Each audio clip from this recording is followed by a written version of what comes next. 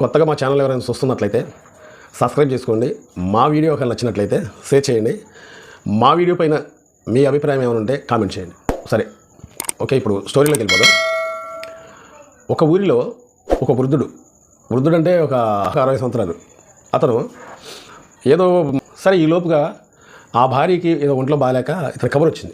ఈ వృద్ధులకి, ఈ ముసలాయనకి కబర్ వచ్చిన తర్వాత ఈయన అడావుడిగా బస్సు అంటే మన బస్ స్టాండ్కి వచ్చి బస్సు వస్తుండు.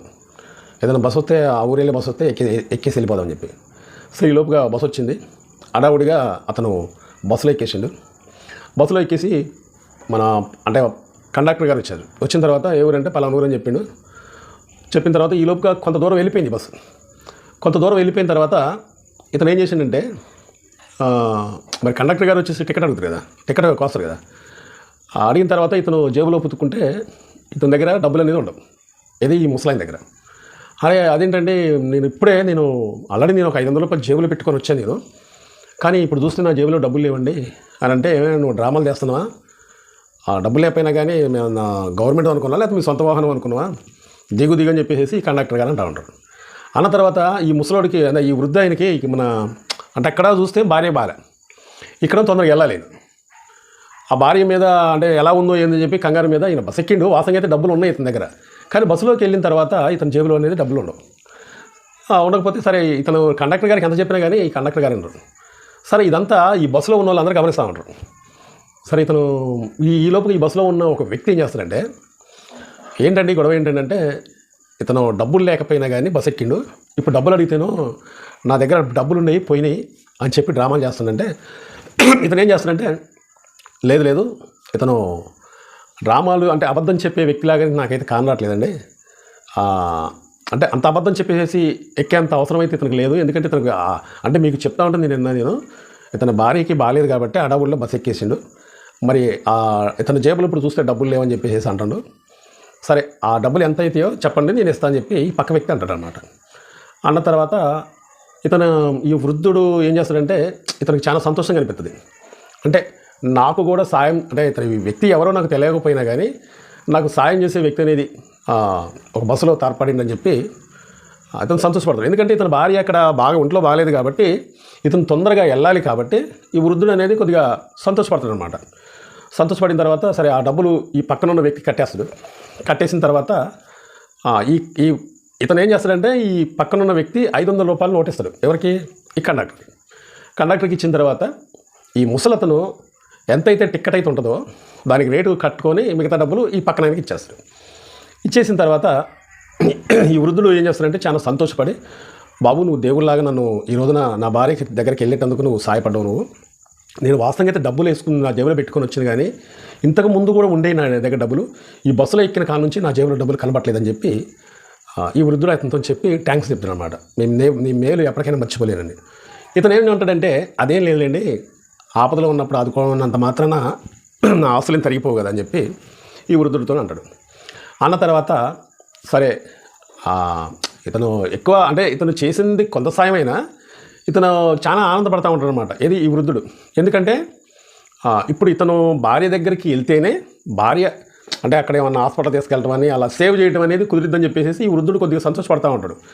జేబులో డబ్బులు ఉన్నాయి పోయినా పక్క వ్యక్తి అనేది సాయం చేయబట్టి ఇప్పుడు నా భార్య దగ్గరికి నేను వెళ్తున్నానని చెప్పి చాలా సంతోషపడతా ఉంటాడు అనమాట. సరే అతను ఊరు వచ్చేసింది. అక్కడ దిగిపోతాడు.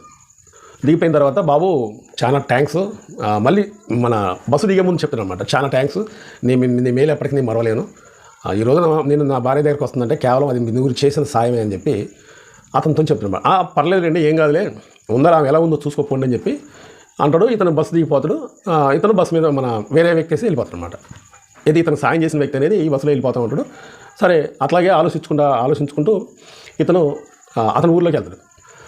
ఊళ్ళోకి వెళ్ళిన తర్వాత ఇతనికి తెలిసిన వాళ్ళు ఎదురొస్తూ ఉంటారు. ఈ వ్యక్తికి తెలిసిన వాళ్ళు ఎదురొస్తూ ఉంటారు. ఎదురొస్తూ ఉంటే ఎట్లా ఉంది నా భార్యకి ఏంటి అని అడిగితే, కొద్దిగా అయితే మాత్రం మనిషి కొద్దిగా నీరసంగా ఉంది, నువ్వు వెళ్ళి చూడిపో అంటే, ఎంతసేపు క్రితం బయలుదేరంటే, లేదు ఇలా నీ బస్సులో వచ్చేటప్పుడు నా డబ్బులు పోతే వేరే అతను నాకు సాయం చేసి నాకు టికెట్ ఆయన ఇచ్చిండు, అంటే డబ్బులు ఆయన సాయం చేసిండు, నేను ఈరోజు రావడానికి ఆయనే కారణం అని చెప్పి ఇలాగే ఇదే మాట ఎవరు కలిస్తే వాళ్ళకి చెప్పుకుంటూ పోతా ఉంటాడు ఈ వ్యక్తి. అంటే అతను చేసిన సాయం అనేది మర్చిపోడు అనమాట. తీరా ఇతను భార్య దగ్గరికి వెళ్తాడు. భార్య దగ్గరికి వెళ్ళిన తర్వాత కొద్దిగా నీరసంగా ఉంటుంది. తర్వాత ఆమెతో మాట్లాడతాడు. సరే ఆమె కూడా చెప్తాడు. ఆ ఇంట్లో ఉన్న వాళ్ళ ఎంతమంది అయితే ఉన్నారో వాళ్ళందరూ కూడా చెప్తూ ఉంటాడు. ఎందుకంటే చేసిన సాయం చిన్నదైనా ఇతను గొప్పగా చెప్తూ ఉంటాడు అనమాట. బస్సులో నేను ఇలా ఎక్కాను, నేను బస్సులో ఎక్కక ముందు దాకా నా జేబులో డబ్బులు ఉండేవి, బస్సులో ఎక్కిన తర్వాత ఆ డబ్బులు మరి ఎలా పోయినాయో ఏమో నాకు తెలియదు, ఒక వేరే వ్యక్తి నాకు సాయం చేసి నాకు టికెట్ డబ్బులు ఆయన ఇచ్చిండు, ఈ రోజు నీకు రావడం కారణం ఆయన అని చెప్పేసి ఒక 4-5 రోజుల దాకా చెప్పడం.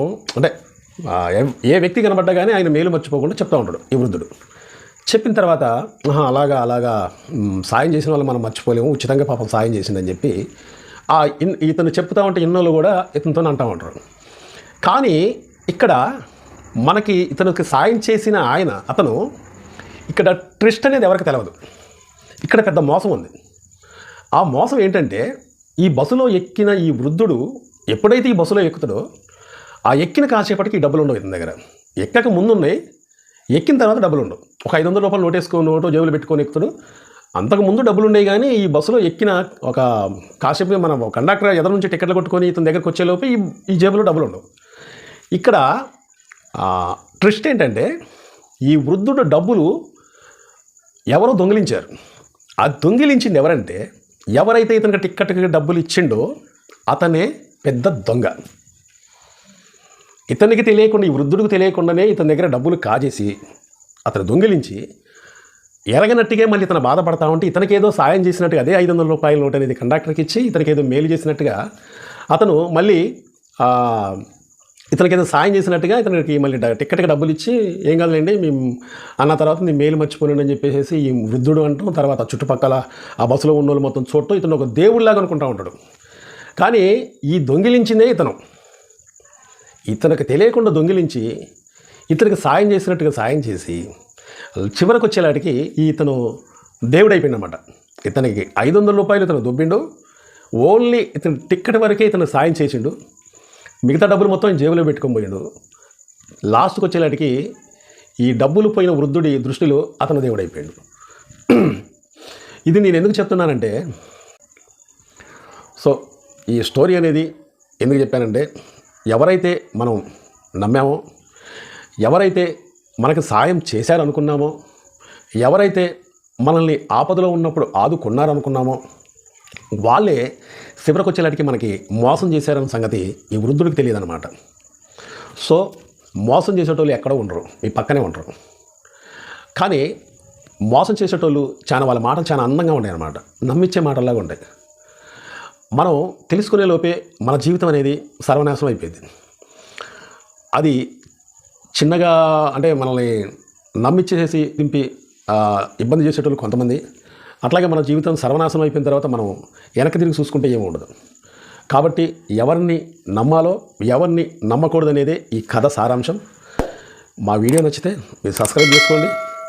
అలాగే కొత్తగా చూస్తున్నట్లయితే సబ్స్క్రైబ్ చేసుకోండి, షేర్ చేయండి, లైక్ చేయండి.